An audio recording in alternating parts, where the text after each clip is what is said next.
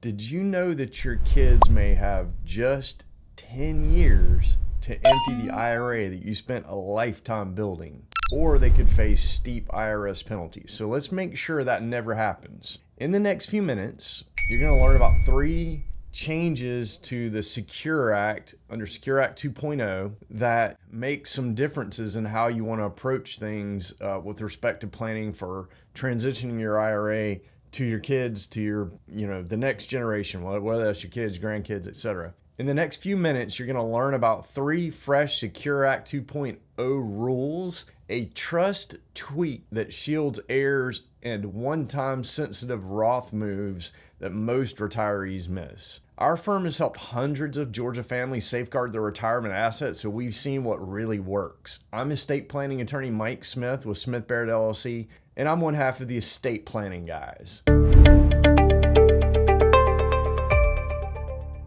Now stick around because I'll reveal the one question that you must ask before naming a trust as your IRA beneficiary. And getting it right today could spare your heirs a 5-figure tax bill. So first, let's talk about what's an RMD. And you may know what that is, but just in case any of my viewers don't know what an RMD is, I want to just take about 25 seconds and just kind of give a refresher on what an RMD is. RMD stands for Required Minimum Distributions, and this is the smallest amount that the IRS says that you must pull from most of your tax-deferred accounts. So things like traditional IRAs, SEP IRAs, simple IRAs, workplace 401ks, and this happens each year once you reach your trigger age. And the general rule is that withdrawal is taxable income, and that skipping it can mean penalties. With Roth IRAs, however, those don't have an RMD during your lifetime. So we're talking about traditional IRAs. And those required minimum distributions start from your trigger age and they run for the rest of your life. So for the rest of your lifetime. And they're based on a table that the IRS has. So at a certain age, you take a multiplier, you multiply that by the balance of your IRA account, and that tells you what your required minimum distribution is. Now, stick around for the next minute because I'm going to talk a little bit about a change to those RMD rules. So the original Secure Act was signed in December 2019. It became effective January 1st, 2020, and it set the required minimum distribution start age, or the trigger age, at 72. And then in December of 2022, the Secure 2.0 was passed, and that set the required minimum distribution at age 73, and it affected anyone who turned 72 after 12/31/2022. And then there's another age bump that happens, and it's going to start in January 2033, and that will set the trigger age at 75. So let's talk through that for a minute. If you turn 73 anytime in 2025, then your first RMD for tax year 2025 must be taken by April 1st of 2026. And the way you figure that out is you take the 12/31/2024 IRA balance, so the December 31st IRA balance, and you divide that by 26.5. That's the IRS factor for age 73. So for example, if you have $600,000 in your account, you divide that by 26.5 and you get $22,640. And that is a fully taxable distribution from your IRA. Because remember, with traditional IRAs, you're putting pre-tax dollars into it, so you're not paying taxes on that when you put it into the IRAs. So when you take it out, you pay taxes on it then. I mean, the government's always going to get their money, right? Now, the penalties were trimmed a little bit in Secure Act 2.0, but it still stings. So if you miss the deadline, excise tax is 25%. So there's a 25% penalty, but it's cut to 10% if you fix it within 2 years. Or the old excise tax was 50% that came in under Secure Act 2.0, the original 2.0. So when it was revised, they brought that down to 25%. And if you fix it within 2 years, it comes down to additionally down to 10%. So that is a significant penalty if you don't take these RMDs. And generally, if you work with a financial advisor, they're typically going to assist you with taking your RMDs every year. If you don't, you need to make sure that you take care of this every year so that you don't have to pay those penalties. Hey, by the way, if clear, jargon-free updates on retirement topics and estate planning help, then I want you to tap subscribe so you're never going to miss anything that we put out on our YouTube channel. Now, let's talk about the inherited IRA 10-year rule. And this was a huge change that came in with Secure Act 2.0. And this is where a lot of families get blindsided. So the way it used to work is that most non-spouse heirs could use their lifetime as the measuring life for the RMDs from an IRA. So that's a lot of gobbledygook. Let me see if I can break it down. A minor child inherited an IRA rather than using the decedent's age as the measuring life for the RMDs. They could use that minor child's age as the measuring life. And that made the RMDs much smaller, so it allowed you to stretch the IRA out over the lifetime of that child. And that was very powerful. It was a technique that we used a lot in our planning, and it was great. But after December 31st, 2019, when Secure Act came into effect, then we have what we call the 10-year drain rule. And that means that most non-spouse heirs and most trusts must empty an inherited IRA by December 31st of year 10. So when someone passes away, you got 10 years to empty that IRA out. And that means that you don't have as long to stretch it out. There's not as much tax deferral.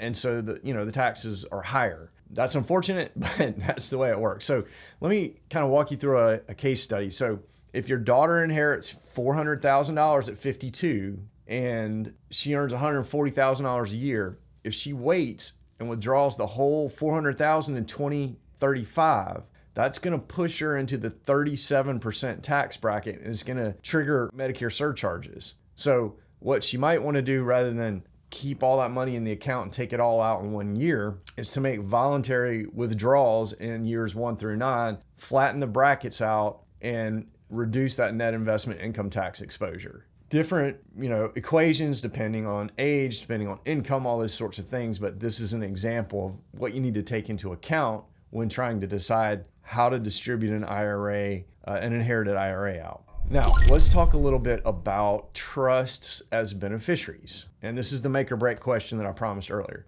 So with a conduit trust, okay, so let's talk about what a conduit trust is. A conduit trust is a type of trust where the IRA payout, it goes straight to the beneficiary. So it just goes straight out of the trust to the beneficiary. And that leaves us stuck with that 10-year rule. So the IRA is going to have to be paid out in 10 years. You can hold it in trust. The benefit to that, trust is that if you have a spendthrift beneficiary or perhaps a special needs beneficiary, then the trust can protect those IRA assets for that 10-year time period while they're distributed out.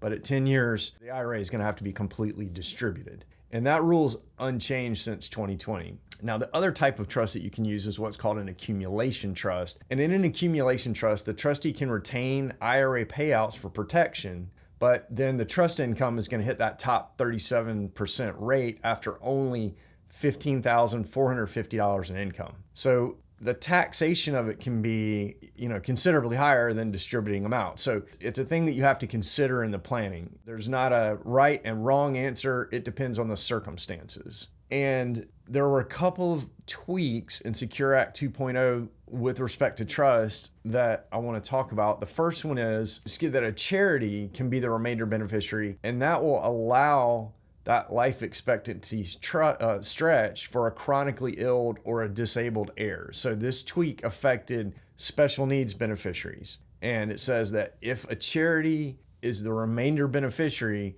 then we can still get that life expectancy stretch for a chronically ill or a disabled heir. And that's effective for deaths after 2023 forward. So why would you name a trust at all? Well, it allows for creditor shielding, can even protect inherited IRAs in a bankruptcy context, because without a trust, an inherited IRA in a bankruptcy context can become part of the bankruptcy estate, subject to the bankruptcy trustee. It also allows for divorce protection. You can put spendthrift controls in place, and you can do special needs planning. So let's talk about some action items that you need to think about. The first one is review any IRA-linked trust that was drafted before 2020, because it might not be the the right thing anymore. Confirm if it's a conduit or accumulation trust and make any adjustments that are needed. And then you want to sync your payout language with the heirs' projected tax brackets. Okay, so let's talk about one other thing, and that is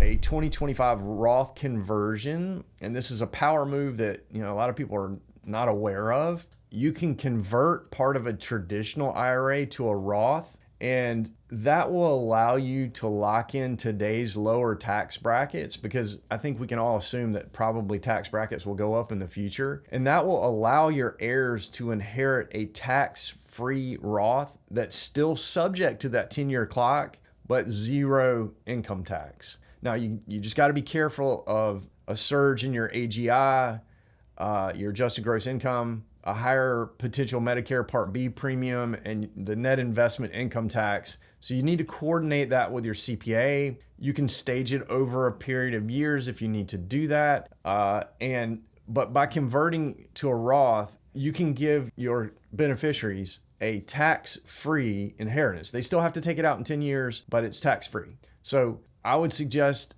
having a chat with your CPA, your financial advisor, and see if a Roth conversion might make sense for you. So to recap, RMDs are currently set at 73. The first one's due on April 1st, 2026. If your birthday is in 2025, the 10-year rule applies to post-2019 deaths, and full enforcement of that resumes in 2025. Accumulation trusts, they keep protection for the assets in the IRA, but be mindful of trust tax rates and the fact that it could be disadvantageous from a tax standpoint. And 2025 is likely the lowest low rate window for big Roth conversions. So think about Roth conversions. In our next video, I'm going to talk about whether an AI drafted trust can replace an attorney. And I think you know what my answer on that is going to be. If these insights helped, smash that like, subscribe button, and ring the bell. I'm Mike Smith with the Estate Planning Guys.